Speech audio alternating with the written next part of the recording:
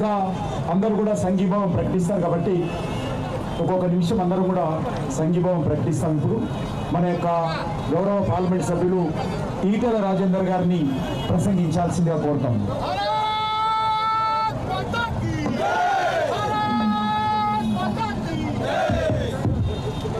భారత్ మాతా key జై జవాన్, జై జవాన్.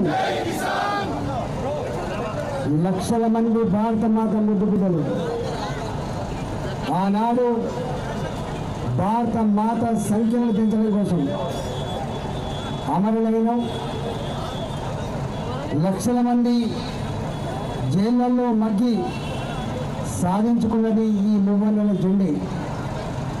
ఇవాళ నరేంద్ర మోడీ గారి నాయకత్వంలో భారత జాతి ప్రపంచంలో ఎట్లా తలెత్తుకుని జీవిస్తుందో అన్ని దేశాల కంటే కూడా అతి గొప్ప ఆర్థిక వ్యవస్థ కలిగినటువంటి దేశంగా ఎదుగుతున్నదో దాన్ని డిస్టర్బ్ చేయాలి అనేటువంటి కుటిల కుతంత్రాలతో ఇవాళ దుర్మార్గులు మన మీద దాడి చేస్తే దానికి దీటుగా ఎట్లా జవాబు చెప్పినామో ప్రపంచానికి వాళ్ళు తెలిసి వచ్చింది.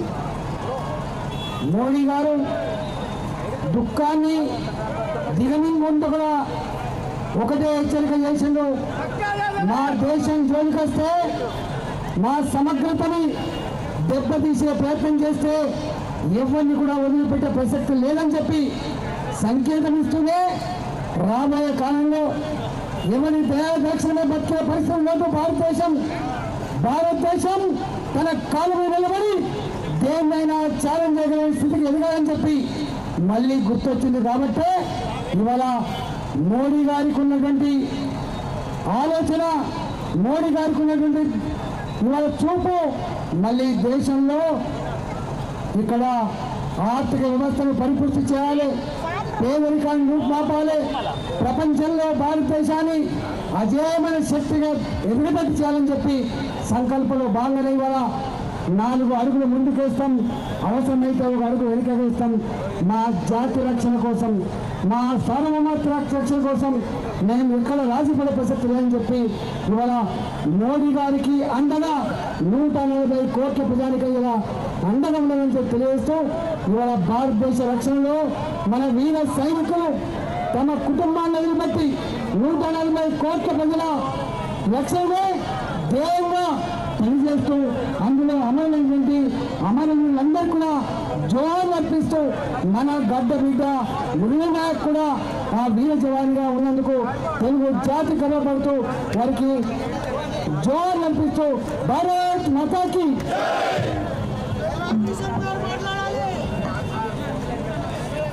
ఇంకా శాసనసభ్యులు బీజేపీ పక్ష నాయకులు మహేశ్వర్ రెడ్డి గారు మార్గదర్శనం చేస్తారు. భారత్ మాతాకి అందరూ చేయలేపాలి. భారత్ మాతాకి, భారత్ మాతాకి.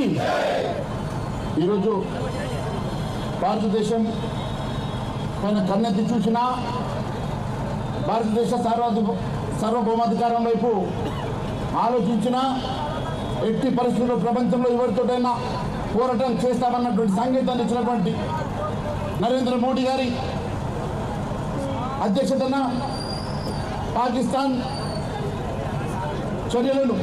దుశ్చర్యలను ప్రపంచం చూసే విధంగా 3 రోజుల్లో మెడలు వంచి ఉగ్రవాదానికి వ్యతిరేకంగా ప్రపంచ దేశానికి భారతదేశం వైపు ఏ ఉగ్రవాద సంస్థ అయినా మా వైపు కన్నెత్తి చూసినా, మా దేశం వైపు చూసినా ఊరుకునే సమస్య లేదని, ఎవరితో అయినా ఎదిరిస్తామని, ఎవరినైనా ఎదుర్కొంటామని, ఎవరితోటైనా పోరాటం చేస్తామని 140 కోట్ల ప్రజానీకం తరఫున ఈరోజు భారత సైనికులందరూ కూడా వీరోచితంగా పోరాటం చేసి పాకిస్తాన్ మెడలు వచ్చిన సందర్భంగా ఈరోజు పెద్ద ఎత్తున తిరంగా ర్యాలీ ద్వారా మీరందరూ సంఘీభావం తెలిపినందుకు మీరందరికీ కూడా పేరు పేరున ధన్యవాదాలు తెలియజేసుకుంటూ భారత్ మాతాకి, భారత్ మాతాకి వందే వందే.